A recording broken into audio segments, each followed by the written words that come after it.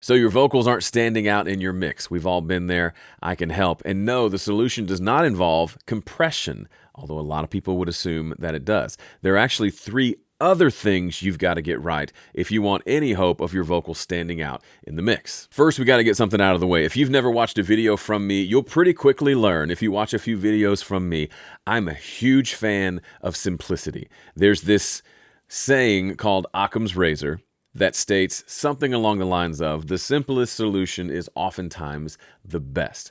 I like to adhere to that statement. However, a lot of people misunderstand what a statement like that means. In the same way, they misunderstand when I talk about things like subtractive EQ, which is removing unwanted frequencies before boosting frequencies, or top-down mixing, which is, let me see what I can do on the drum bus before I start putting plugins on the individual pieces of the drum kit. People hear these things and they instantly assume that the only option is simplicity. So they hear the simplest solution is oftentimes the best. And so they assume that you can never use complicated solutions. That's not what it says.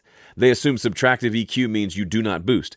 Also not true. They assume top-down mixing means you only put plugins on the bus. That's also not true. It's a philosophy, it's an approach, it's an order of operations that has been really helpful for me in the last 20 years of making music, and that's why I share it with you. It's not the only way to make music, but it worked really well for me and for my students. That's why I keep talking about it and keep sharing it with you. So if the idea is the simplest solution is oftentimes always the best, that's where my head's going to go first to see if there is a simple solution to the problem that we're having. Then we can work our way to more complicated solutions, because there are obviously complicated solutions as well. I've never had a vocal track with a single plugin on it. Oftentimes there's at least 2 or 3, and sometimes there are as many as like 7 or 8, depending on the situation. They all make sense. I have a reason for each of them. I can explain each of them, and the end result is a great sounding vocal. So I'm not saying if you can't get it done with a single EQ plugin, you should just leave.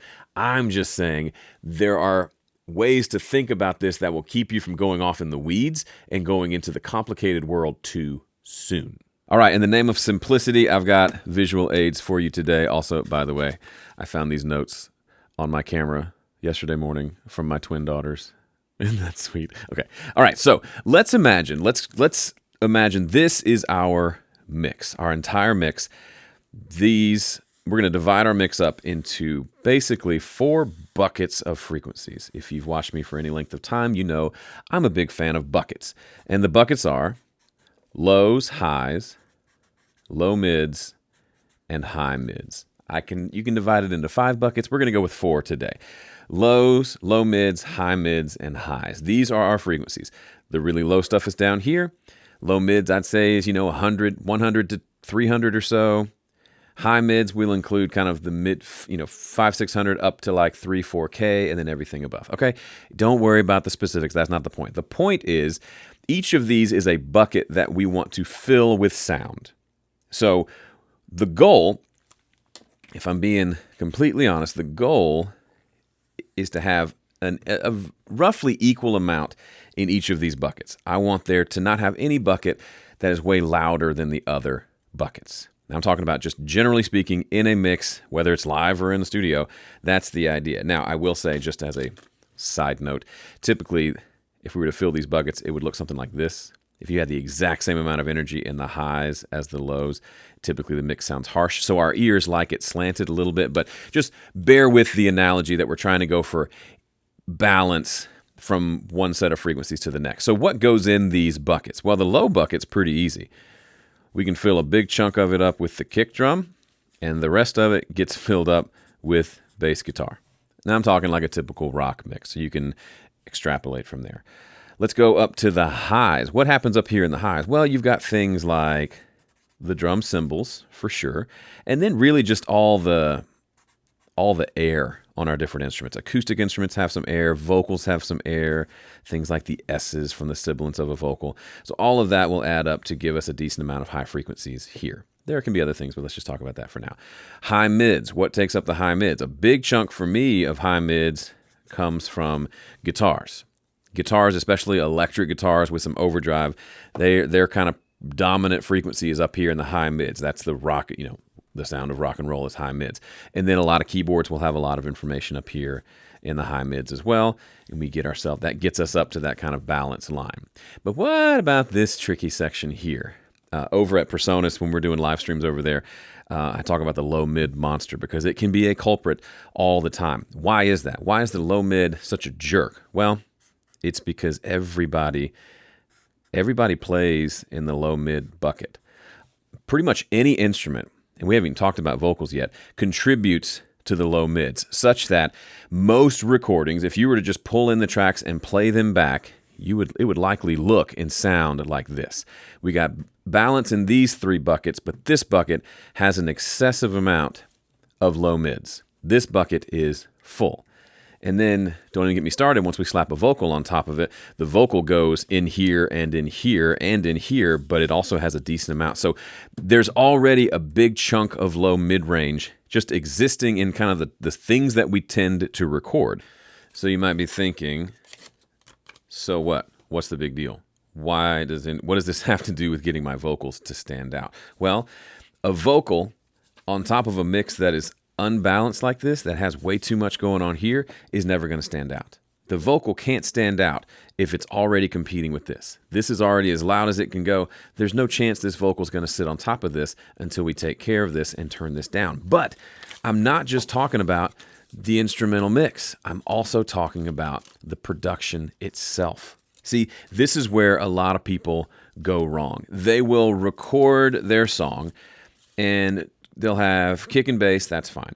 Then, snare drum fills up a lot of mid-range, by the way, low mids. Then what they do is they seem to only record stuff here.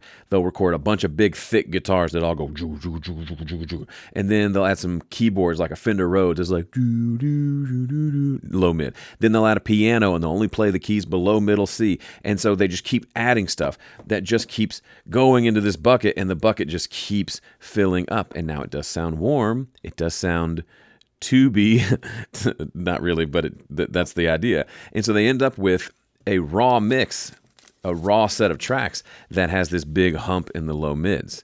And then they get into the mix and they wonder, they have this big confused question mark on their face. Why can't I get my vocals to sit on top of it? Or bigger picture, why does my mix sound like a muddy, sack of hot garbage? It's because you produced it in such a way that it's already muddy.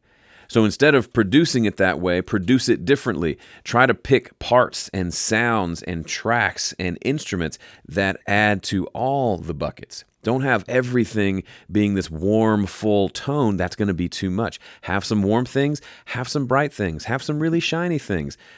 Probably just let bass and kick handle the low end, by the way.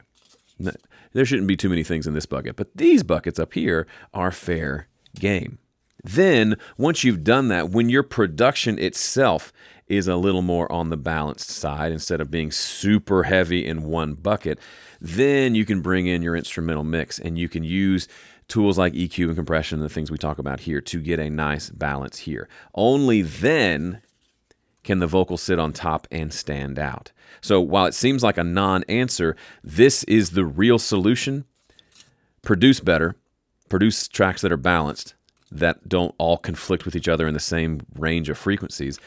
Mix better so that your instrumental mix sounds fantastic, is balanced, and doesn't have a huge buildup of, for example, low mids or high mids. If maybe you're different and you only record bright stuff, so your low mids are down but your high mids are up. It's the same idea. You got to get those balanced both in the way you produce and in the way you mix. And then and only then can the vocal sit on top and make everyone happy. So I said I wanted to share with you three things. That's the first two, the production itself and the instrumental mix. Now we got to focus on the vocal itself. And the biggest tip I can give you to help the vocal stand out in the mix is to first take care of what I call prohibitive frequencies. What do I mean? Sometimes the vocal has frequencies that are just annoying and prevent you from turning it up. You want to turn it up a little louder, but when you do, it hurts your ears or it sounds bad, so you turn it back down. And you assume that compression might help with that, but it won't. It's these prohibitive frequencies. Take care of those, and suddenly you can turn the vocal up as much as you want. Here is a vocal track. This is actually the song that we mix inside my mixing course. And I listened to a lot of people's mixes recently for a program we're doing, and I noticed this would be a great example of this. So this is the chorus of the song. This is just the raw vocal. Listen to what it sounds like here. Someone help me whitewash this tomb. So let's just say, for argument's sake, I want to turn that up louder in the mix. There's a problem with that. Let's do that here. Let me push this fader up a little bit and play that same spot again. Someone help me. I can't do it. Part of it is because it's overall maybe a little too loud, but really what it is there's a specific chunk of frequencies that hurts. It hurts my ears. And if we take care of that, suddenly I can push that vocal up for days. That's what I'm talking about here. Let's add an EQ here, and let me find it for you really quickly. Can you identify it? One last chance. Someone help me. Let me make it easier for you. Help me. It's right here. And this is very common for vocals where the person's singing pretty loudly and then comes across an E sound. You get this? Me. You can actually see it on the frequency meter. It's right here just above 2K. There is a just chunk of frequencies, resonant frequencies of my nasal cavity. I don't know. I don't care what it is. I want to take that down. So let's find it first by boosting narrowly with EQ. Someone help me whitewash this tomb. Someone help me. Golly, I'm sorry. But yeah, that's annoying. That's no good. And you may want to pontificate about, well, what caused this? I don't know. It happens on any room I've recorded in, any set of microphones. That's just the way my voice works, and I imagine the way your voice works as well. It's just got some resonant garbage there. So let's just pull that down. Now we can pull it down with regular EQ or dynamic EQ for simplicity. We're just going to make this nice and narrow and just notch the crap out of it. Here we go. Me, someone help me whitewash. Someone help me. Someone help me. Someone help me. Someone help me. The vocal sounds pretty much the same. It's a little bit darker with that EQ, but this word me no longer goes like it was before. Me, Here it is without EQ. me, Here it is with EQ. me. Completely, like, if you can't hear that, that's fine. That's fine. But I'm going to play it a couple more times with and without the EQ. Just let this little section annoyingly loop so you can hear it. Because once you hear it, you can't unhear it. Here we go. Me, me, me, me, me, me,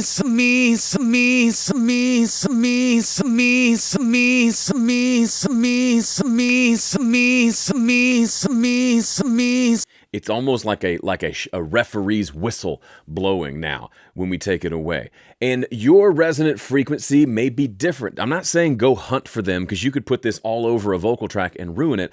But if you have a vocal, let's turn this EQ off for a second, and you think, man, I just want that to be louder so it can sit on top of the mix, and you push it up. Help me, someone help me. Why? And it makes you wince. There's probably something like this going on. With this one EQ move, and remember, we haven't compressed or anything. Just with this EQ move, we can now turn this vocal up, and it's a lot more pleasant experience. Help me, someone help me whitewash this tomb.